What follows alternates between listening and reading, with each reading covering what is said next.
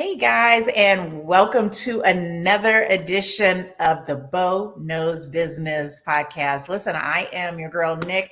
I am not only the founder and your host of the Bo Collective, but I am the founder, and I am just so delighted and excited to bring to you these weekly stories about these superheroes. They really are superheroes in their own right, and they don't get an opportunity. We don't get an opportunity to hear their stories. The Bo Collective are 52 Black women business owners who are working together to scale their businesses, as well as to really show the formula, the strategy on how to take your business to a multi-million dollar endeavor. All right. So this week we have someone that is so special to my heart, Miss Ricki Fairley. She just has my heart, and I'm not even going to start out. I want to get her on the stage so we can just start talking about all the wonderful work that she is doing for Black women with breast cancer, telling their stories every day. Ricki, Sister Ricki, how are you? So good to be here with you, my Nick. Are you doing okay, my bestie? I am. I'm having a good day. Yes, I'm having a good day. And I want you to just really know how important you are in my life. Obviously, we share a lot of things in addition to be women entrepreneurs, but we are both breast cancer survivors. We know that story, that experience that happens with our sisters in the Black community is your rally cry. We're going to get to that very soon. But what we're doing on the Bo Knows Business is we're hearing stories. We're hearing our Bo sisters' stories. And what I love, I'm sensing it's like, even though we're the Bows, I am seeing these pearls, these strands of pearls, just like what you're wearing. These stories are just so impactful, number one. And number two, I want to know, is there a pattern to success? A lot of people think that, Oprah just woke up one day and was Oprah, or Sheila Johnson just woke up, but we know better, right? We know that it started in our childhood. There were things, the seeds that were planted. And so let's spend the first few minutes just knowing what little Ricki was like as a child. Tell us how you were raised, where you were raised. Tell us some of your early influences in your life. Whoa. Wow. No one's asked me that question in a while. So I grew up in Silver Spring, Maryland. I had very dominant parents. I had a very, very dominant father and grandparents. And so, we were a very middle class Black family. Only I thought we were poor until I went to college and met people who had a lot less than I had. But my father was a civil rights leader. He really worked for the government and was the major person to support education. They're both educators. My dad, PhD, my mom, an elementary school principal, and then a teacher, and then a principal. So it was all about education. My grandmother was actually the vice principal of Dunbar High School in DC. Wow. And her uncle was the superintendent of schools for DC, for the Black schools. So I grew up like education was primary. At the dinner table every night, you had to have a vocabulary word. You had to spell it and use it in a sentence for my whole life. When I started dating, my father made my boyfriends do book reports to date me. I'll say, girl. And so, and my father, my father went to Dartmouth, and he'll tell you his mother made him go there. I have before him, their whole family went to Oberlin. But my father's whole rule was, you can go to any college you want, but if you want me to pay for it, you have 7 choices. So I knew I had to go to an Ivy League school. There was no discussion. And also, we had to get straight A's. Like you can. And we got paid for A's. We got paid money by everybody in the family paid for A's. So I could make like $200 on getting straight on every report card. But if you made a B, you had to go someplace else and live. And that was what. So when you use the word dominating, you mean the word like he did not come to play when it came to education. Did not play. No, there was no such thing as a B. And if you really wanted to do anything after school or after school activities, whatever, you had to do your homework first, or you couldn't go. So a ballet class is the homework done. So that was very, very, and my dad, he was one of the people that drove little girls like Ruby Bridges to the white school in the South. He was the, Deputy Assistant Secretary of Education, and for the government, he appropriated government funds to Black colleges, to all the colleges. And so it was all about, education and getting work done and my father's motto was, sleep when you're dead. You have to do something great. So I know that's right. Can I just tell you the most surprising thing? This is I think our 6th week in business here with the Bow Notes business. And I thought we were just going to learn about business. Y'all are making me better parents every day. Because it's the same daggone story.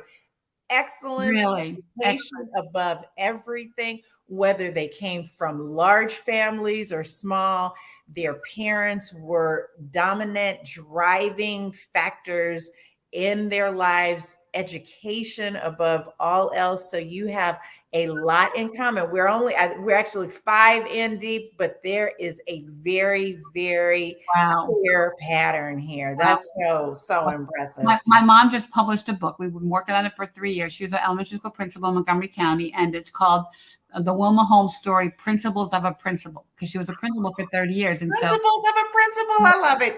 You did that. You're the branding lady. I know you did that. We worked on it, but yeah. So it was all about, and I have a magna cum and a summa cum daughters from Dartmouth. So I instilled the same practice on my own kids. And Haley, my baby daughter, will tell you, we could do anything we want. I had no rules in my house. I just had to get straight A's. So she had and I'm hearing now like all the parties she had when I wasn't home or whatever. But you're like, it don't matter. It's A's above all. I don't care. You can have whatever you want. You can have a car, whatever, but better bring it, girl. Because I love it. You better bring it, girl. No, this is fantastic and consistent. Thank you for that. So our next chapter. So I love it. I want to know now, again, your entrepreneurship journey. Tell us what your career looked like. We know what your education, we know your values. Tell us about your early career phases and how did that morph into your first business? Because I know this isn't your first business.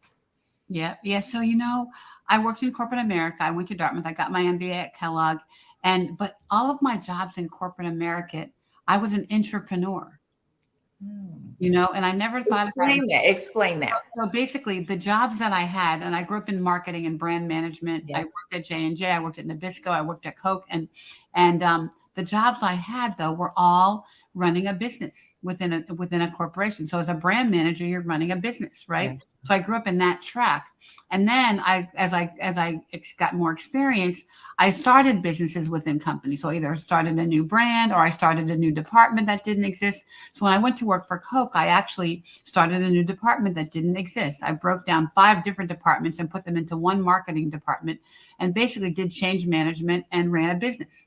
So I sort of always had that entrepreneur bug, even when I worked in corporate America. And I was able to take advantage of those learning experiences on somebody else's dime, right? So when it was time to start my own business, I knew how to do it because I had already learned how to do it from doing it inside of a bigger company.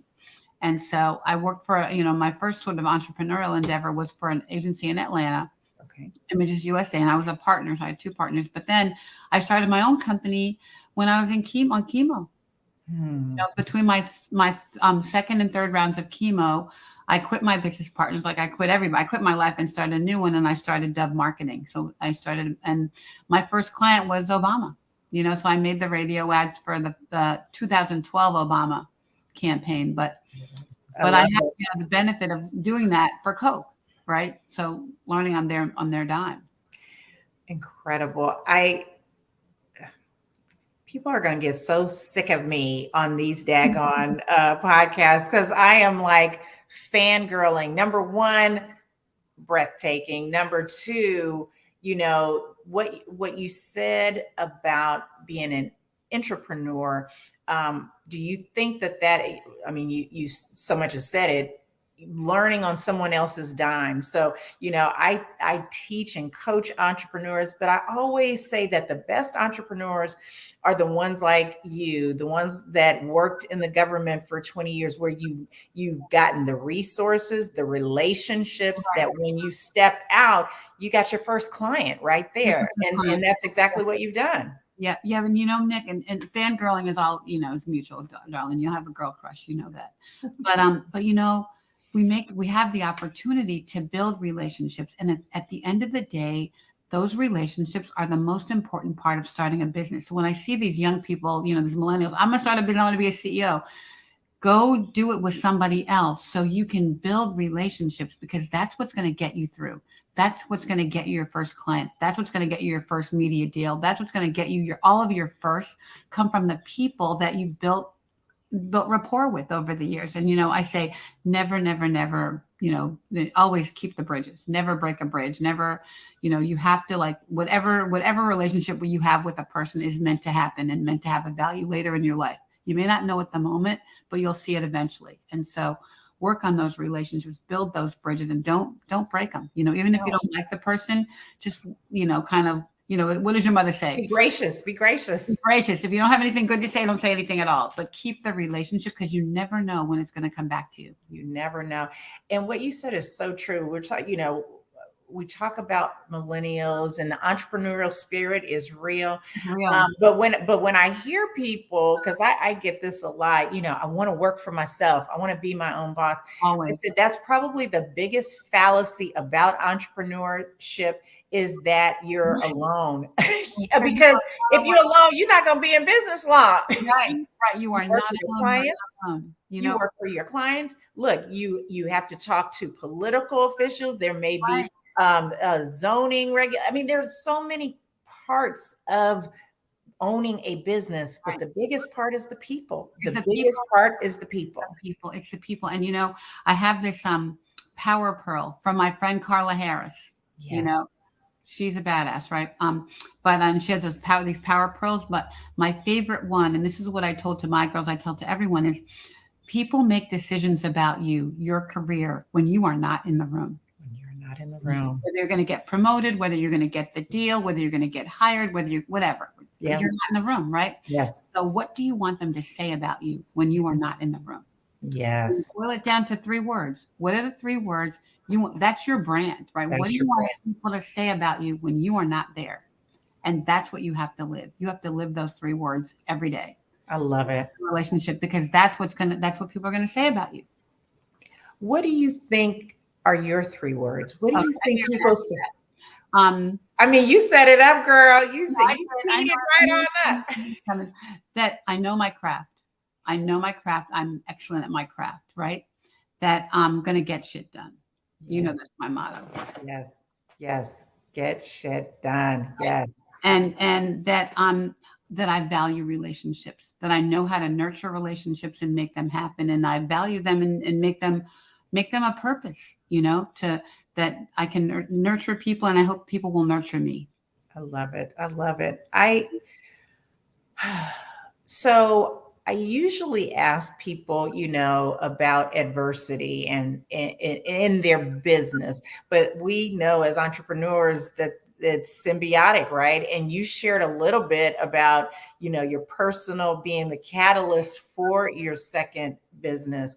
Tell us about your experience, and tell us how you took that experience and created a business opportunity out of that. Well, Nick, my doctors told me I was going to die, and so what it's like to have breast cancer. And so when you look at the stats for Black women, they're just devastating. Black women have a 41% higher mortality rate. Black women like us have a 71% higher relative risk of death than white women. Black women under the age of 35 get breast cancer at twice the rate, die at 3 times the rate. And Black women have a 39% higher recurrence rate of breast cancer. And so I kind of started looking at these stats like a marketing person, like my marketing brain. And I said, okay, what can we do about this? That something needs to be done. And so I really created Touch because I wanted to figure out how to save Black women. And when I looked at the data, the drugs that we have on the market right now are 20 and 30 years old, a lot of them. But guess what? There were no Black women in the clinical trials for those drugs. And so they don't work. So think about it. For every 100 white women that die of breast cancer, 141 Black women die. That's ridiculous. So it's got to be about the science. I mean, clearly, and everybody, all the white people want to blame it on the psychosocial factors. Oh, the social determinants of health. They're all single moms. They don't go to the doctor. They don't have access. Right. All the stereotypes, the narratives. But it's not. It's the science. It's the drugs. And so I started Touch to change the game on that. And we have to do that. The only way we can do that is to get more Black women into research. And so I started a movement to get Black women into research. It's called When We Trial, whenwetrial.org. And I'm on a passionately trying to change the game. And my new motto is do epic shit. Do epic shit. You are epic. So I had to do it though. I mean, when my doctor said you're going to die, I'm like, I can't die. I have shit to do, man. I have 3 grandbabies. And Belle's 4.5. I got 10 years till she gets boobs. She's my purpose. So I think you're incredible. I know how many women you have impacted. Tell us, how will you know? How will you know when you're moving the needle? What in terms of, because scaling your business, which is what we've been talking about, these $1 million businesses, right? That's not the model for yours per se, and that you have raised money, raised awareness, and gotten funding. How do you measure the success of your movement, of your business? So clearly raising money is critical to do the work I want. So I'm trying to bring my marketing disciplines and acumen to breast cancer advocacy.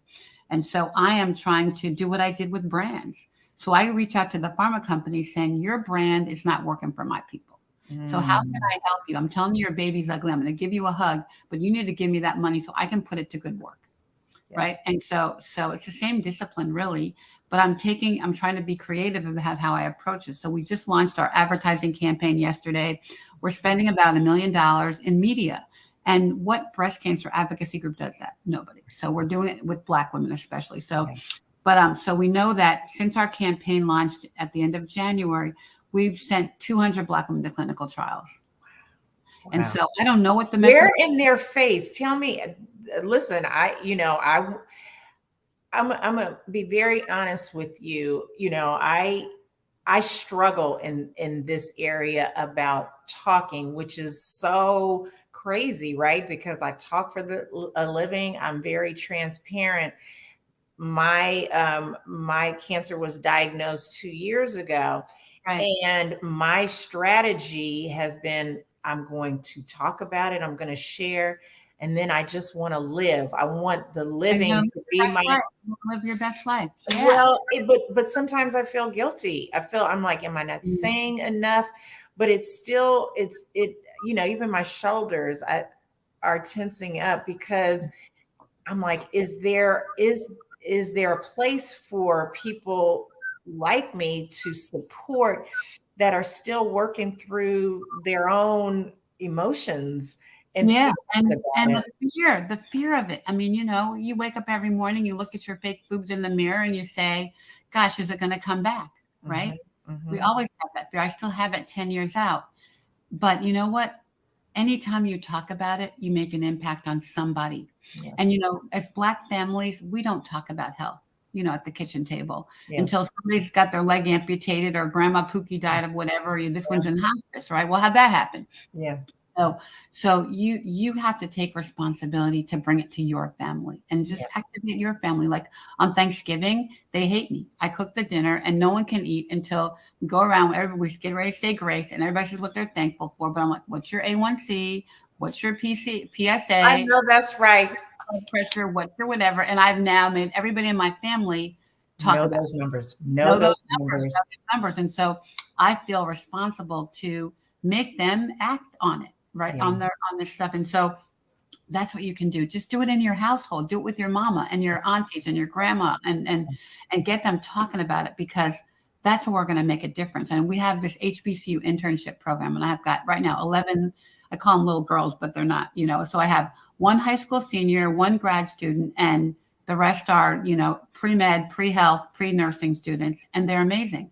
But what they do for me is they talk to their families. They talk to their peers on social Oh, media. that's beautiful. And they make a video with their mom. And I know that in all the interns we've had, it was the first conversation they had with their mom about breast health.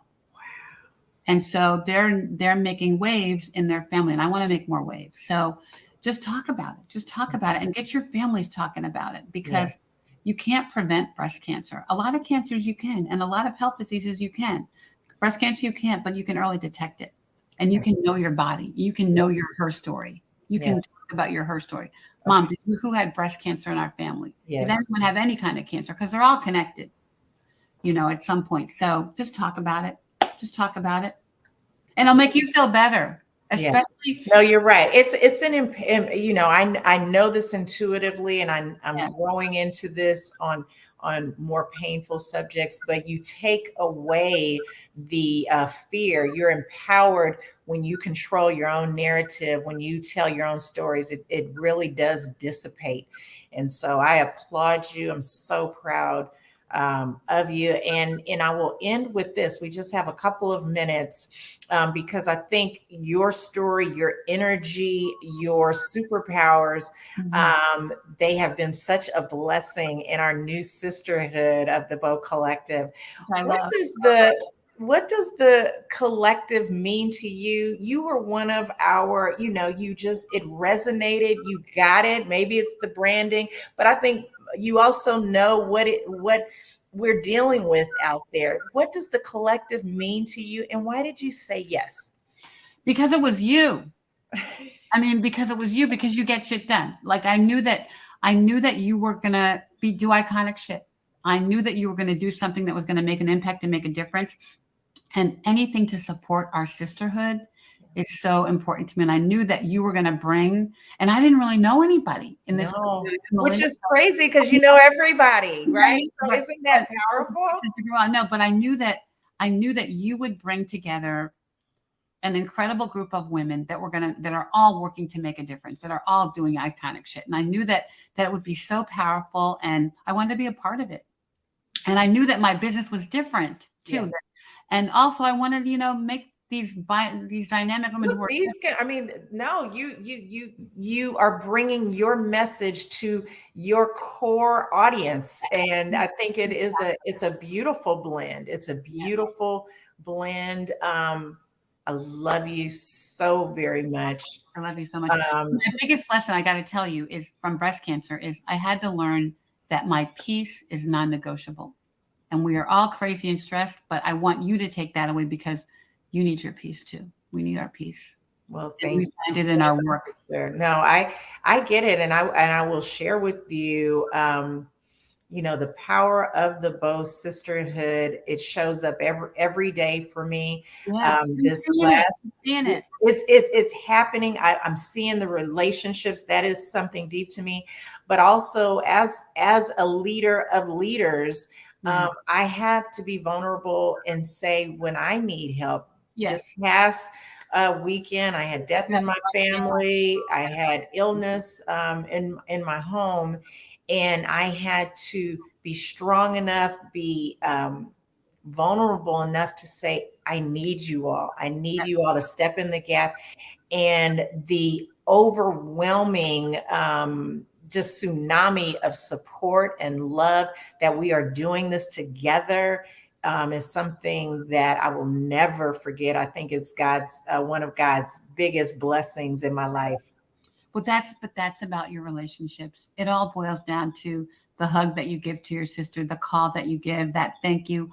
All of that just pays off after years of, and there's only 1 degree of separation between all of us, and we're all connected. And we have to support each other. We have to. And that's what we do as Black women. That's what we're doing. That's what we're doing. Well, you're doing it mind, body, and soul. Bow, Ricki, we're so grateful to you. I can't wait for people to hear this story because as well as I think I know you, I got some nuggets myself. We are stringing together these pearl stories for such an amazing necklace of Black women, badasses. Yeah, badasses. I have it, man. I got to cuss more than I've I ever. know, right? I know. I love it. It's so thrilling. I love you so All much. right.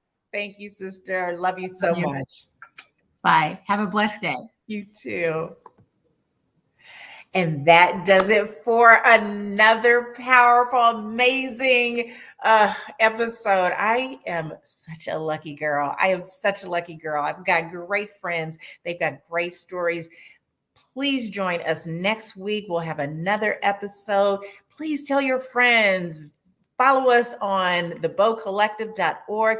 Ricki and others, they're going to share blog posts with you all on strategies for success, not only in your business, but as Ricki said, in relationships and in life. We are all interconnected. Thank you all so much for joining us. Take care.